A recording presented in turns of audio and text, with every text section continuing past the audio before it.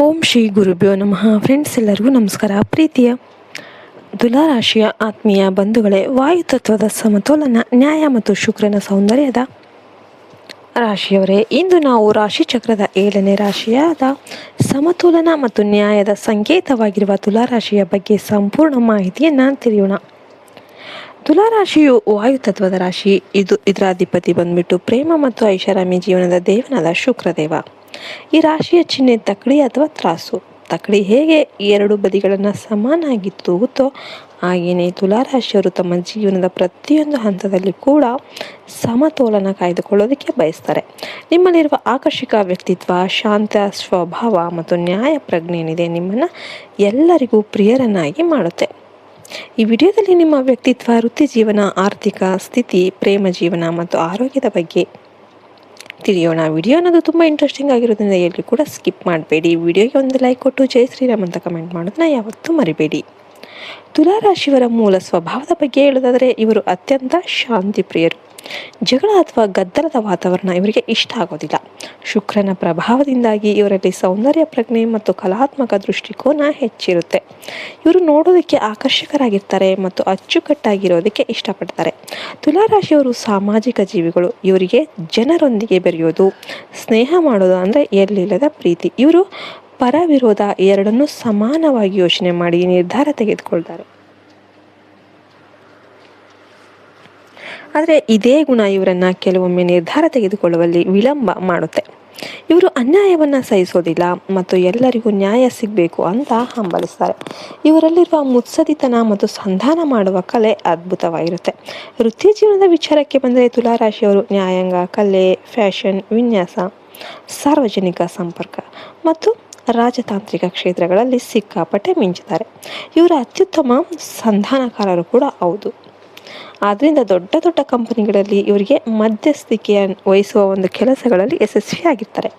ಇವರು ತಂಡದೊಂದಿಗೆ ಕೆಲಸ ಮಾಡೋದಕ್ಕೆ ಇಷ್ಟಪಡ್ತಾರೆ ಮತ್ತು ಎಲ್ಲರನ್ನ ಜೊತೆಯಲ್ಲಿ ಕೊಂಡೊಯ್ಯುವ ನಾಯಕತ್ವದ ಗುಣ ಇವರಲ್ಲಿ ಇರುತ್ತೆ. ಕೆಲಸದ ಸ್ಥಳದಲ್ಲಿ ಇವರು ಸೌಜನ್ಯದಿಂದ ವರ್ತಿಸ್ತಾರೆ. ಇದರಿಂದಾಗಿ ಸಹೋದ್ಯೋಗಿಗಳು ಇವರನ್ನು ಗೌರವಿಸ್ತಾರೆ. ಇವರಿಗೆ ಸೃಜನಶೀಲ ಕೆಲಸಗಳಲ್ಲಿ ತೊಡಗಿಸಿಕೊಂಡಾಗ ಹೆಚ್ಚಿನ ತೃಪ್ತಿ ಅನ್ನೋದು ಸಿಗುತ್ತೆ. ವ್ಯಾಪಾರದಲ್ಲಿ ಇವರು ಪಾಲುದಾರಿಕೆಗೆ, ಪಾರ್ಟ್ನರ್ಶಿಪ್ಗೆ ಹೆಚ್ಚು ಒತ್ತು ನೀಡ್ತಾರೆ ಮತ್ತು ಅದು ಇವರಿಗೆ ಲಾಭದಾಯಕ ಕೂಡ ಆಗಿರುತ್ತೆ. ಆರ್ಥಿಕವಾಗಿ ನೋಡೋದಾದರೆ ತುಲಾರಾಶಿಯವರು ಮಧ್ಯಮ ಹಾದಿಯನ್ನು ಅನುಸರಿಸ್ತಾರೆ. ಇವರು ಹಣ ಗಳಿಸೋದಕ್ಕೆ ಇಷ್ಟಪಡ್ತಾರೆ, ಯಾಕೆಂದರೆ ಸುಂದರವಾದ ಮತ್ತು ಐಷಾರಾಮಿ ಜೀವನ ನಡೆಸೋದಕ್ಕೆ ಹಣದ ಅವಶ್ಯಕತೆ ಇವರಿಗೆ ತಿಳಿದಿದೆ. ಇವರು ಕಲೆ, ಅಲಂಕಾರಿಕ ವಸ್ತುಗಳು ಮತ್ತು ಉತ್ತಮ ಆಹಾರಕ್ಕಾಗಿ ಹಣವನ್ನು ಮುಕ್ತವಾಗಿ ಖರ್ಚು ಮಾಡ್ತಾರೆ.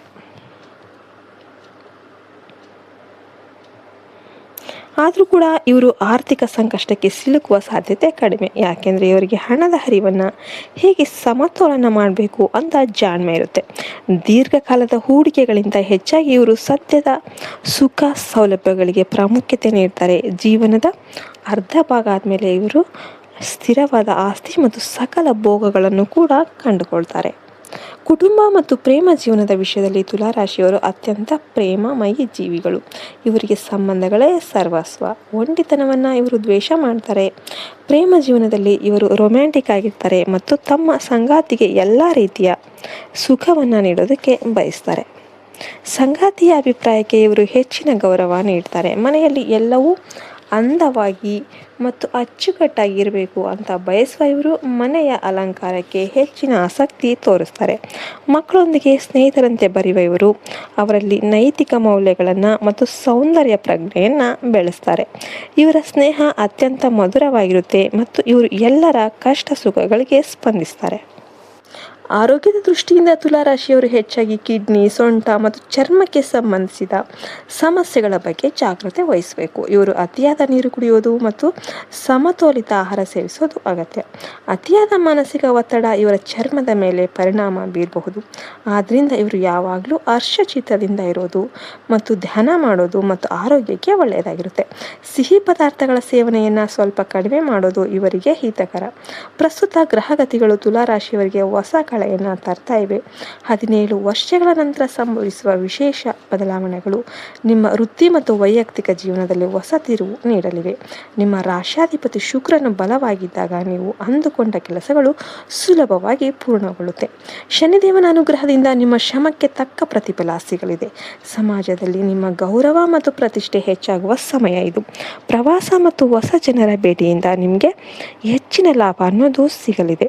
ಕೊನೆಯದಾಗಿ ತುಲಾರಾಶಿಯವರು ತಮ್ಮ ಜೀವನದಲ್ಲಿ ಇನ್ನಷ್ಟು ಪ್ರಗತಿ ಕಾಣೋದಕ್ಕೆ ಕೆಲವು ಸರಳ ಪರಿಹಾರಗಳನ್ನು ಮಾಡಬಹುದು. ಪ್ರತಿ ಶುಕ್ರವಾರ ಲಕ್ಷ್ಮೀ ದೇವಿಯ ದೇವಸ್ಥಾನಕ್ಕೆ ಭೇಟಿ ನೀಡಿ ಮಲ್ಲಿಗೆ ಹೂಗಳನ್ನು ಅರ್ಪಿಸಿ ಓಂ ಶುಂ ಶುಕ್ರಾಯ ನಮಃ ಅಂತ ಮಂತ್ರವನ್ನು ಪಠಿಸಿ. ಬಿಳಿ ಅಥವಾ ತಿಳಿ ನೀಲಿ ಬಣ್ಣದ ವಸ್ತ್ರಗಳನ್ನು ಧರಿಸೋದು ನಿಮಗೆ ಶುಭವನ್ನು ತರಲಿದೆ. ಸುಗಂಧ ದ್ರವ್ಯಗಳನ್ನು ಪರ್ಫ್ಯೂಮ್ ಬಳಸೋದು ನಿಮ್ಮ ಸುತ್ತಲಿನ ಸಕಾರಾತ್ಮಕ ಶಕ್ತಿಯನ್ನು ಹೆಚ್ಚಿಸುತ್ತೆ. ನಿಮ್ಮ ದ್ವಂದ್ವ ಮನಸ್ಸನ್ನು ಬಿಟ್ಟು ದೃಢ ನಿರ್ಧಾರಗಳನ್ನು ತೆಗೆದುಕೊಳ್ಳೋದಕ್ಕೆ ಕಲಿತರೆ ಈ ಇಡೀ ಜಗತ್ತು ನಿಮ್ಮನ್ನು ಗೌರವಿಸುತ್ತೆ. ಇದು ತುಲಾರಾಶಿಯವರ ಸಂಪೂರ್ಣ ಭವಿಷ್ಯ ಮತ್ತು ವ್ಯಕ್ತಿತ್ವದ ವಿವರಣೆ. ನಿಮ್ಮ ಜೀವನ ಶಾಂತಿ, ಸಮತೋಲನ ಮತ್ತು ಸೌಂದರ್ಯದಿಂದ ತುಂಬಿರಲಿ ಅಂತ ನಾವು ಆಶಿಸ್ತೇವೆ. ವಿಡಿಯೋ ಇಷ್ಟ ಆಯಿತು ಅಂದರೆ ವಿಡಿಯೋಗೆ ಒಂದು ಲೈಕ್ ಕೊಟ್ಟು ಜೈ ಶ್ರೀರಾಮ್ ಅಂತ ಕಮೆಂಟ್ ಮಾಡಿ. ಜೈ ಹಿಂದ್, ಜೈ ಭಾರತ್ ಮಾತೆ. ಹರಿ ಓಂ ತತ್ಸತ್. ಸರ್ವೇ ಜನೋ ಸುಖಿನೋ ಭವಂತು.